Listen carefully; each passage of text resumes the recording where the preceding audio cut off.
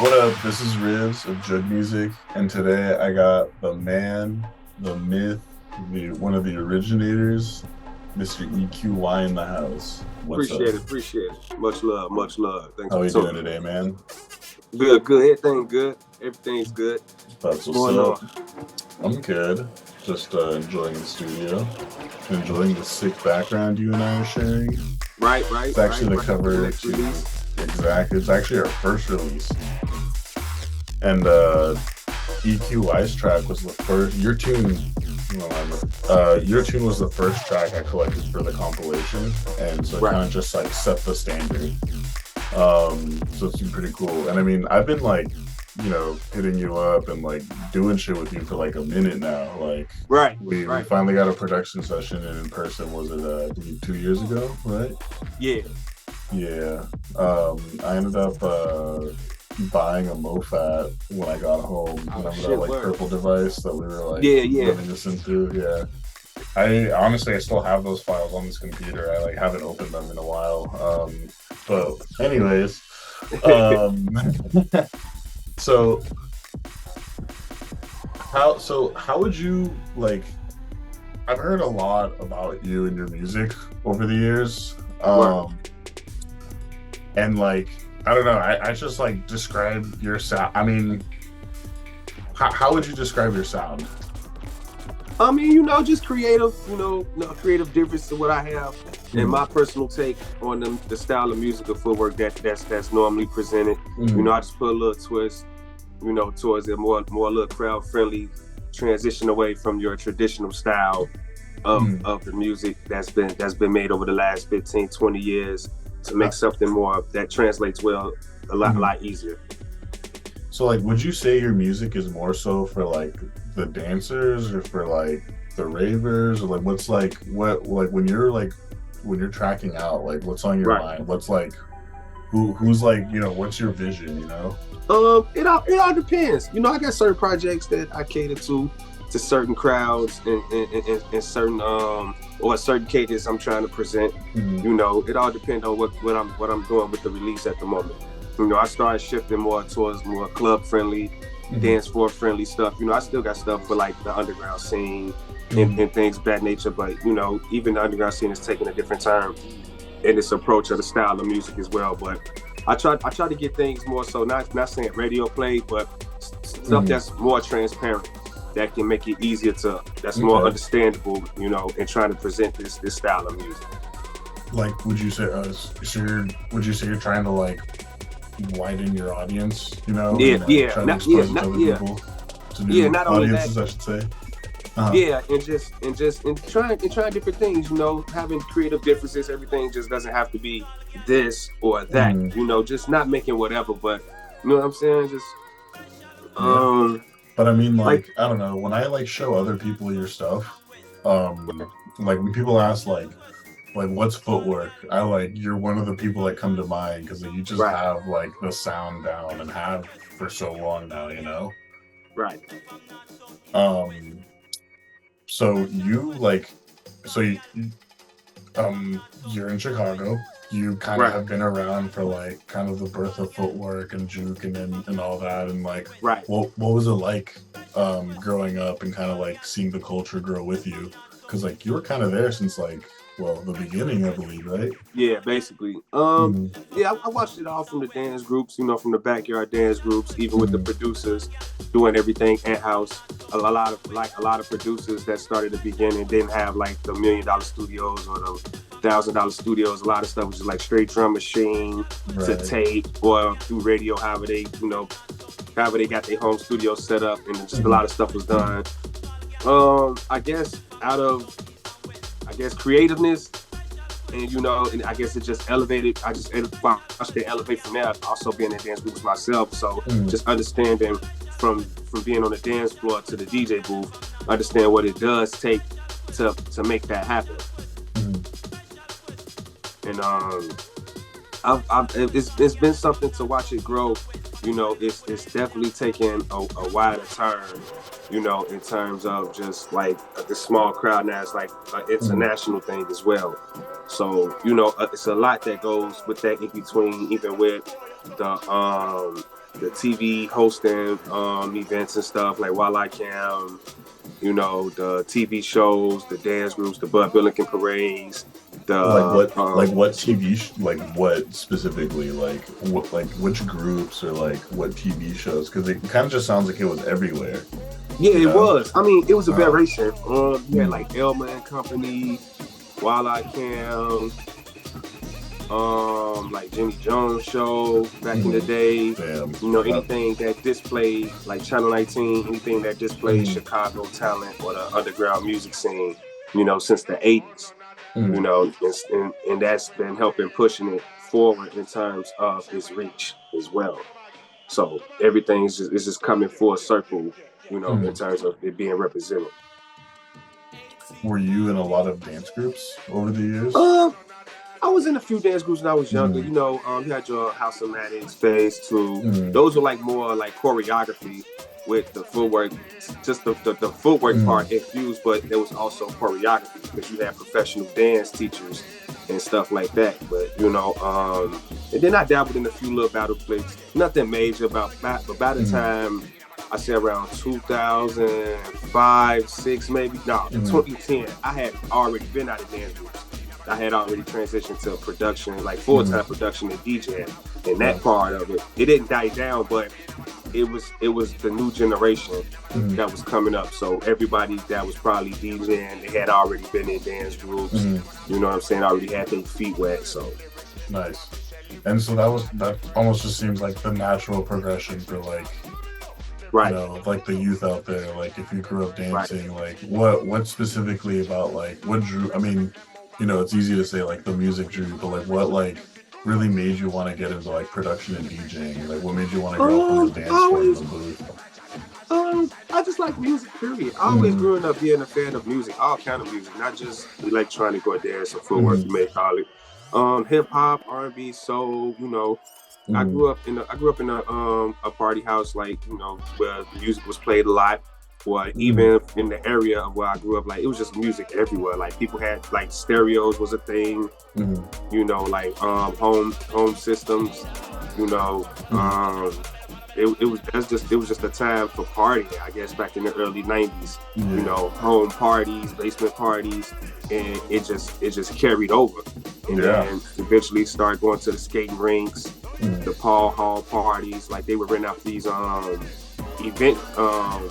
event places, you know what I'm saying, or like storefronts and stuff like that, or big concert halls, and then parties from the first generation go around the DJs. They would throw their parties there with the sound systems, and then it kind of transitioned from there. What was the first piece of gear you learned how to DJ on? Well, the first, I mean, you can use anything to DJ with. Right. If it's technology, nothing major as far as blending in the early stages. We just had what we had, like PlayStations, and just pretty much like slamming the music. But we had faders and stuff. But if we saw like professional audio equipment, it would probably have to be like Newmarks. The CD, I forgot what brand it, not brand, but what edition it was. There was always you put the CDs in, and then it was controlled. You had the CD players first, and then you had the pitch control on top, and then you had the levels on top of it. And then there was the Stanton. Yeah, the old school. You just put the CD in, and then close it shut, and then it had like a simple maybe cue button, play button, skip button, and then the pitch you'll have to manually fix it or manually find it to get the blend. Yeah, it was those.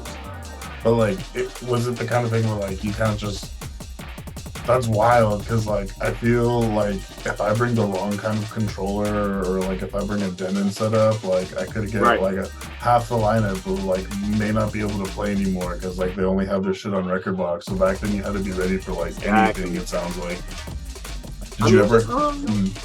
Yeah, but if you good with music, if you care enough about the crowd to like at least get the blend right, you can make it happen. It'll take a little time to bring it in, but if you cue it at the proper time, you'll get it eventually. It just takes a little practice. That's all.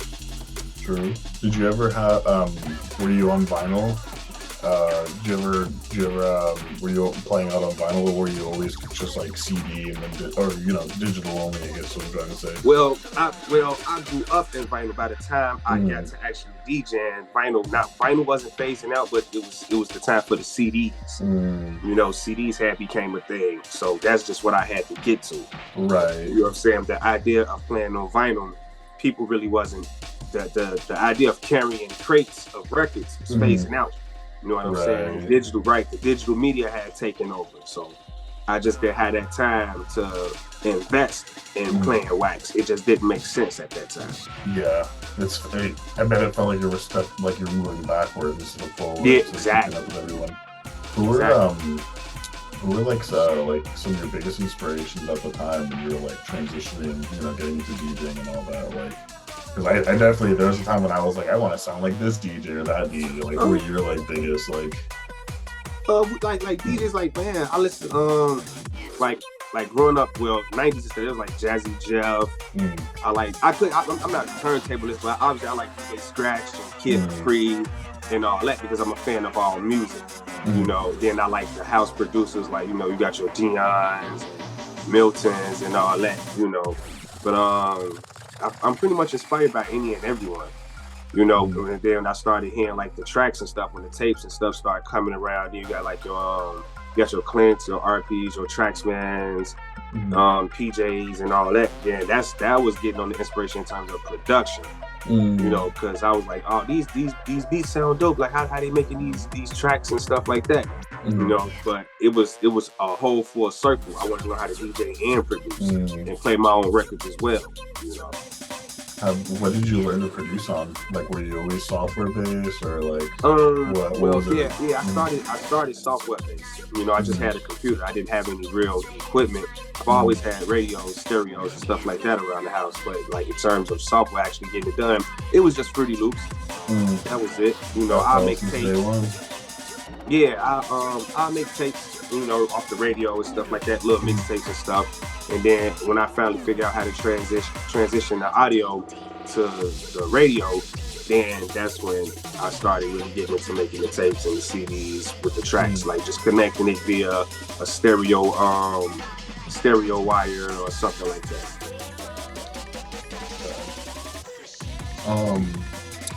So you've always been on FL, and so you've have you always just like stuck to stock, or have you like pulled from like specific like sample packs, or like? I was doing it all. I was doing it all. Like I didn't have like I was into computers as well, so I finally figured out how to get to torrent sites and torrent blogs, stuff like that. So once I figured out extracting files and all that, I started putting two and two together, or just how to Google how to do it. And then I started learning how to import drum kits and then start using different sounds that I had access to with the stock sounds of Fruity Loops. That's sick. And I mean, that was like the norm, right? Because I feel like like 15 years ago, like everybody was like cracking everything, Exactly. I mean, it's way harder now, but like, I don't know. There's still people out there that stay cracking their stuff. Exactly, because even DJs back then, people really wasn't sharing sounds or putting kits on zip files. For other DJs that was less fortunate, you had to kind of be in those circles. So the internet just made it a way for those who was tech savvy to kind of get it their own way. So and that's just how I did it, right? So how were you guys doing all that? So you just had to happen to be in the right circle, or like how were you doing it? Were you just like Googling shit, or like? We had a few of the homies that I produced with, and then they kind of got on the program. Yeah, one of our homies, Bass J, a friend of Cash, whatever. He had told in our circle about the program because he was making tracks, and then the word just got out, and then we just started producing the tracks. You know what I'm saying? Just the program, just what we use, and then everybody started downloading it, and then that's just how it went from there, pretty much. It spread like wildfire. Who was like, maybe not? I don't want to say like in charge, or like who was like the big brother of like the group that was like teaching everyone, or like how was I like mean, how did that we work? all learn from each other. When Oh it yeah. came down to that, I was more like the computer nerd of it. Mm-hmm. You know what I'm saying? Right. Like everybody always did their own thing, but like I was, in terms of being tech savvy, you know, I Mm-hmm. was the one that was tech savvy with the laptops and Mm-hmm. figuring out the programs and how to do this and how to do that, because we all Right, downloaded right. Free Loops, but it was a demo version, and I Mm-hmm. end up pirating, you know, uh, um, a bootleg copy of FL Studio and Okay. installed it, you know, copying engines. And then I just like, oh, well, I got the real version of it when nobody else had it. You know what I'm saying? And I circled Right. it, and then I started burning it with Nero, you know, and then I started putting it on this right here, bro, because nobody else could say Mm-hmm. they beats. You know what I'm saying? And I circled, and I Mm-hmm. had the advantage. That was a big advantage to be able to say your projects. You know what I'm saying? So it's a big Yeah, that's a advantage. good point. You know, you lose tracks. So I was like, here you go, bro. Here you go, bro. Here you go, bro. You know, Mm-hmm. it was me, Cash, Rock, Bass J, and that I just started passing out the CDs. Then everybody's just been able to Spit make their on it. beats. That's Yeah, crazy. Huh. right. Yeah, so you're like doing it locally where like now at this point, like any kid could like get on Reddit or like, there's a variety of sites and they can kind of like get it done. You Right. guys were doing this manually back then. That's so sick. Yeah, Well, yeah, yeah. Cause once we mhm, figured out like a lot, and then I was like I was pirating it. Like I mhm, started pirating everything. Like all right. these drum kits and stuff started coming up, and then I Uh, just like the word got out, and I started becoming a source under the Low Key Act. You know what I'm saying? Like mm, through these Yahoo chat groups, Yahoo Messages stuff, and people would just hit me up, you just like, and then they be like, man. man, yo, you got the new Free Loops and stuff, whatever. And then I just send Mhm. it to them. You know, we sharing tracks through Free Yeah, Loops. I yeah. mean, through messaging and all that. Yeah, Mhm. man. It was a lot of that going on. It was a Totally. whole lot of that going on. Yeah, man. That's the Jump on way kids Yahoo are. Messenger quick.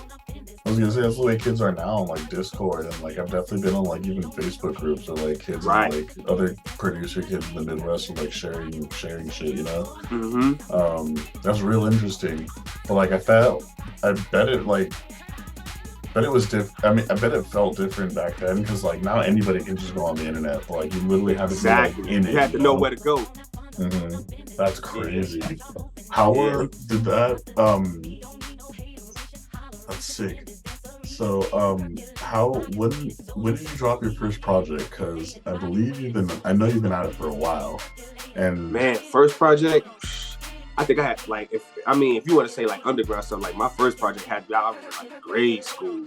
And wait, for then real? What? yeah, I was in grade school, but then I was just doing whole tracks, like little demo stuff. Hmm. Like I just make tracks and listening to them on my CD player. Like I Yeah. hadn't did a mixtape or nothing like that yet. But when I graduated, like at 8th grade, summer, Hmm. freshman year, I started learning how to track mix CDs together, like how to mix the tracks together in the DAW and track Hmm. them out through Nero. I split them through Nero, and then I cut them like that. I wasn't Nice. cutting them in FL just yet. Mhm. Yeah, so I time mark them That's and then wild. burn them out. Yeah, so by the time I got to high school, I was doing full blown CDs and albums by the time I got to high school. Yeah, most definitely. So it had to be like I'm gonna say like 04, 03, Mhm. summer 03, 04, That's like crazy. yeah. It's like 20 years later, you just got tunes coming like that, Yeah, yeah. Because it's fluid now. Because Mhm. I know how to. I got the formula of Right. how I produce and create my content. So yeah, Mhm. I kind of got it down to a science. That's pretty rad. So yeah, you put out your first project around 2004. What was it like to try to get a booking back then? Did you just have to like know the right? I mean, I bet you just had to know the right people, but like, I mean, how were people like promoting? Like, what was it like to like be a I mean, Footwork DJ back then? well, we wasn't just doing footwork. Like you had to actually have the DJ. Like you had to play like real music. Like the tracks was just something in between. You know what I'm Really? saying? Like you would play your hip hop, R&B, your Mm, reggae, your slow jams, and all that. And then like you'll play the tracks. You know, they'll come on maybe 35, 45 minutes, sometimes an hour, depending on how good, you know what I'm saying, the vibe is going. And then you'll have to switch it off because you'll burn the crowd. right. You know what I'm saying? The crowd didn't get burnt, you Fascinating. know what I'm saying? Right. So it was just like more of like a party favor. And then to get Mm, back to the music, you know what I'm saying? Because it hadn't taken its full turn yet. unless you was just playing like straight club stuff. But it was like, that was for like the bigger clubs, like downtown, playing house music, if it was that kind of party. But basically, for the underground scene, you had to play some of everything. That's what. When did that change into like strictly like 160 sets or like whatever? No, I'm asking like when did that change to like doing like sets kind of like as we know them now? Oh, that really just started happening. Really? Like it really, that the 160 stuff really had to just start happening. Maybe I'll say like 5 years. That's recent. That the 160 stuff started becoming a thing. Yeah, because you gotta remember it's still on a small platform. It's good because overseas, they have a more club friendly listening audience. It's not so much of how it is here in Chicago. Because we know what it is here. You can't play it like that, like all time, unless you throw an event based upon that. A lot of events aren't like 160 based. It's more party thing than it is 160. It just so happened it just transitions in with the music, or with being having commercial success with the song flips. So it just works itself out. I see. That's fascinating because like it sounds like the DJ is more so catering to the crowd and overall vibe rather than being like, I'm gonna play this kind of music or like this kind of style. And like it sounds like, I imagine like when there were like, when did you start seeing like Footwork and Juke and like Ghetto Tech Part like raves start popping up, around Chicago? I mean, I'm sure they've always been there, but like, what was your experience like? They haven't kind of haven't always been there, unless you like go to a specific Footwork event. Like you got your Walleye Cams, your BGs, the underground Footwork factories that's dedicated to underground battling. Then you had that kind of music just being played that specifically for that. But there really wasn't no like any events like just dedicated towards Footwork, unless it was just that kind of crowd, and if there was a battle involved.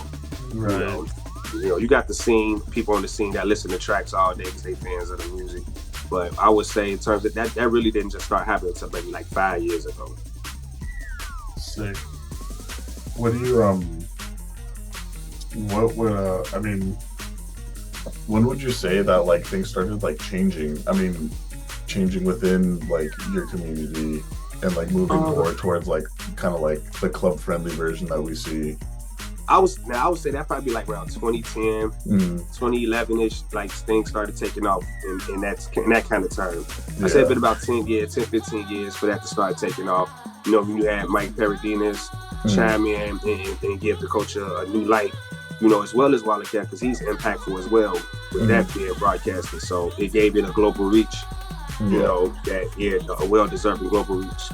Who were what labels were you working with, or like what were you doing at the time? At that time I was still independent, dropping mix CDs, like record shops, the malls and stuff like that. It hadn't phased out, but it was still a thing. It slowly transitioned because once again, you got CDs aren't really popping like that. It's on the decline, so you got digital media taking over.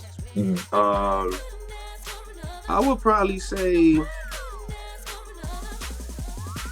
probably like 2015-ish, things started to change. So I'm gonna say, no, I take that back. Like around 2011, 2010, Bangs and Works had happened. So I was working with like Planet View, then you had mobile tracks here and there. Yeah, you had like then like small like major indie labels popping up, getting in tune with the sound and just hitting up artists for tracks. So you got Booty Tune, Booty Call records, then maybe like a year or so later, Dustin Cover Records, so I was on various labels, and then it's a few labels I forgot, but there was quite a few labels had started emerging because of the internet.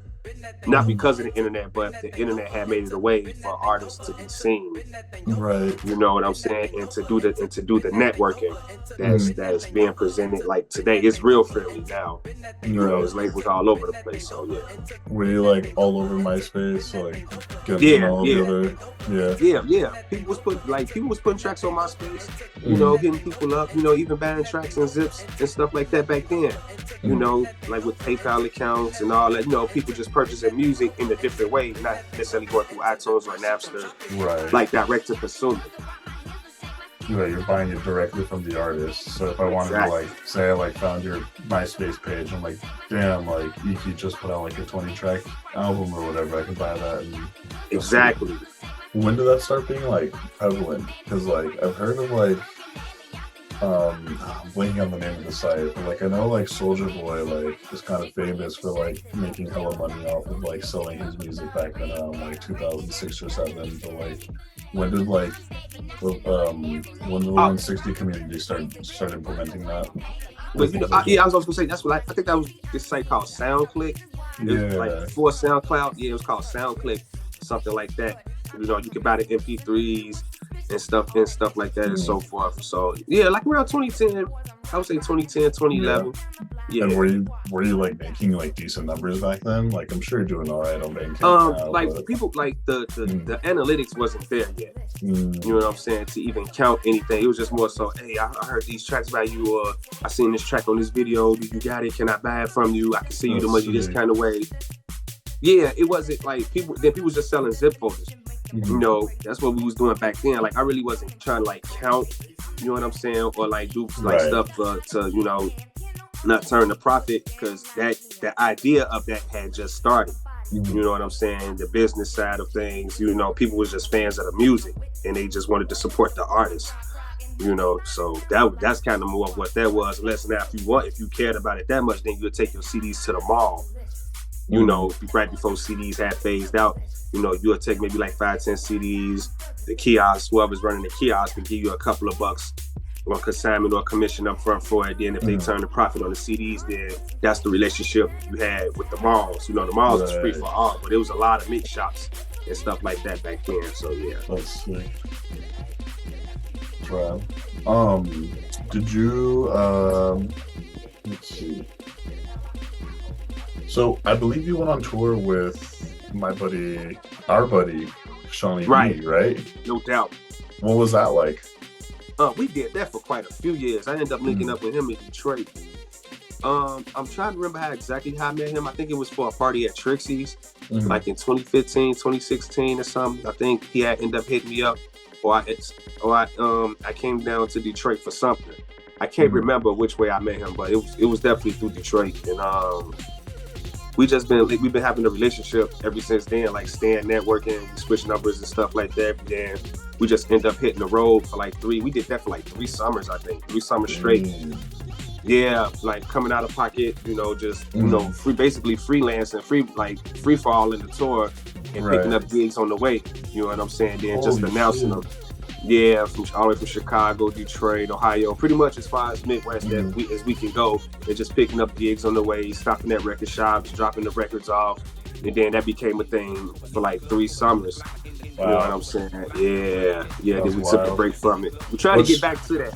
uh that's Yeah. awesome. Where would you like to play if you like could kind of just like pick your destinations? Like, what cities would you like to hit? Because I mean, I know you're like prevalent in the Midwest, and I believe you've been to the East Coast a fair amount too. But I don't think I've ever Yeah. seen you out west.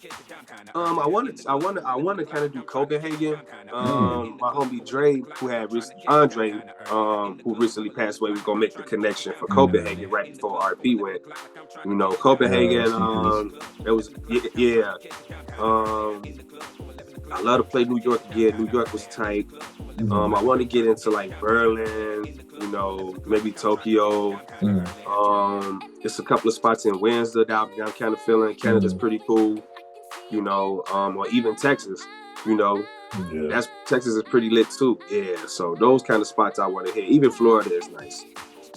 So and then much as overseas as I could possibly reach. Mm. Like I was saying with Copenhagen, or even like if I could get in Finland, who knows? You know what I'm saying? A while ago, you mentioned that you had played some like pretty wild festival. I believe it was in Africa, right? Yeah, Nigga Fest. Yeah. Where in Africa is it? That was in Ginger, right off Okay. the what river is that? The Nile River, Okay. Kampala. Yeah, Damn. I yeah, remember that from yeah, school, bro. yeah, yeah. That, um, that was lit. That shit was tight. that's crazy because that's like, I mean, I remember some of your story, but like I just can't help but imagine that it's like any other. It's not like any other festival, you know, because like you're Right, partying in the African savannah, like not just like on, you know, like you're not just at Wicker Park, you know, like you're fucking deep out there. right, exactly, So exactly. Yeah, way how did that out, happen? man. You say what? How did that happen? Um, they ended up reaching out to me. I think it was through my SoundCloud, you know, and then I kind of ignored it because it was a lot of spam stuff. Like I didn't too much believe. I kind of like brushed it off. Uh-huh. Yeah, you know what I'm saying. Then he ended up hitting me on Instagram. I was like, okay, who is this following me from, you know, from social media to social media, hitting me up or whatever. And then he reached out via email. Then I had to just do my Googles to make sure it was thorough. You know what I'm saying? Because I block a lot of mess, a lot of spam and stuff be coming through, and when you're on these social medias, you don't know what's what. And then I started saying, like, oh, this is something legit. So he gave me his contacts and stuff, and then we ended up having a video chat. I think it was probably via Facebook, on Facebook Messenger, or yeah, it was. We had a conversation on Facebook Messenger, and then we started going into details about everything, started explaining everything. Then the connections that they made, what's the festival about, what it brings, you know what I'm saying, what they represent in dealing with artists, and then he was a fan of my music as well. So his name was Arlen, was the guy that had ended up hitting me up to get that done. Yeah. And I mean, like, what's it like to be like a dude from like Chicago and be like, right. Yeah. What was that like? It was an experience. You know, I haven't been overseas yet. You know, and it was a good opportunity to break the ice. You know what I'm saying? Also playing this music that's never been played at a destination where no one's never been. You know, I'm the first to play in Africa, and to bring that sound. Yeah, nobody's never been there. And to make the connection with people, which the kind of you somewhat say which roots from it. You know, even with the drums and the style of sound that I do, you know, that they fans of my music. So it was very appreciative. It was a good moment to experience. You know, I spent like a month over there. You know, it was my B-Day. It was my B-Day month too. So I said I could just take a vacation. You know, I'll be here for a month, but I go for a week, you know. I was over there for a good while, man. That's awesome. What else did you do besides play the sick ass festival? Did you like get to produce? Man, I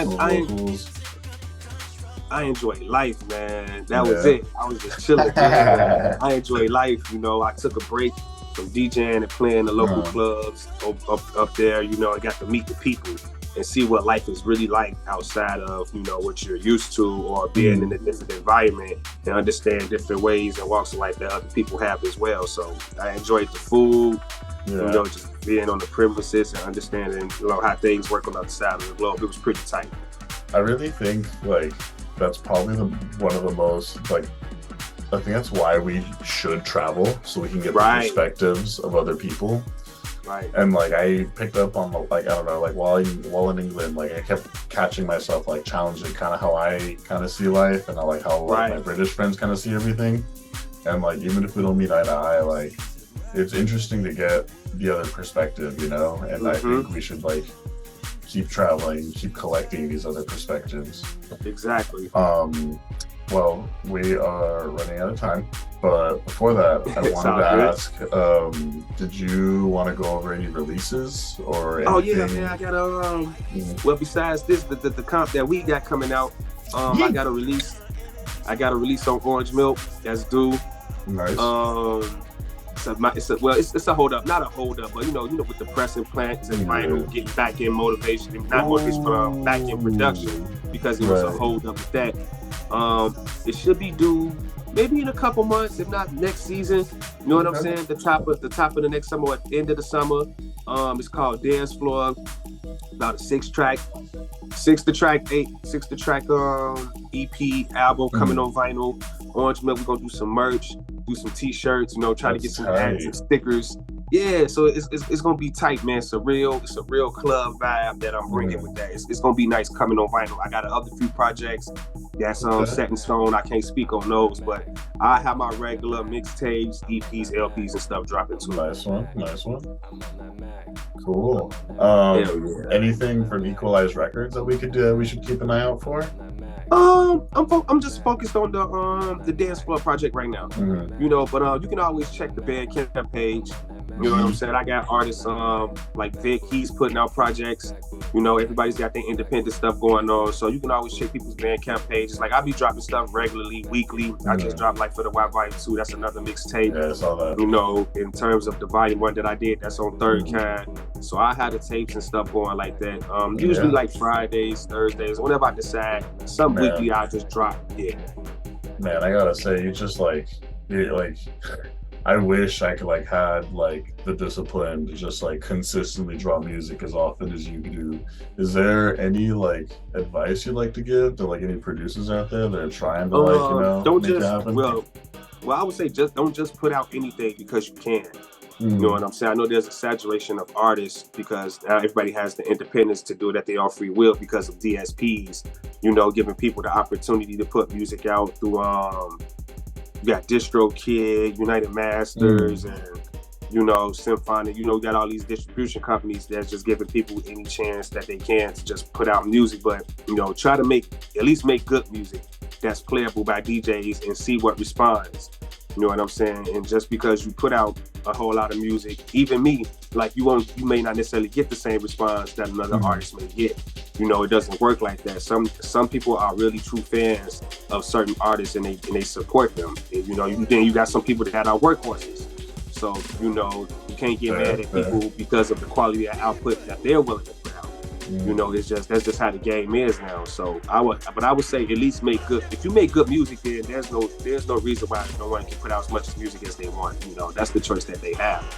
You know, so and then if you can benefit from it, why not? You know, people get a lot of opportunities because you know what I'm saying of stuff like that. You know, if you're able to financially benefit from your music as well, then you know that's something you should take serious interest in. Choice words, my friend.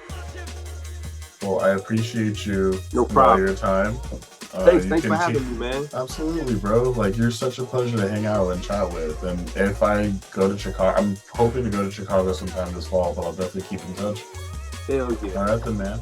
Well,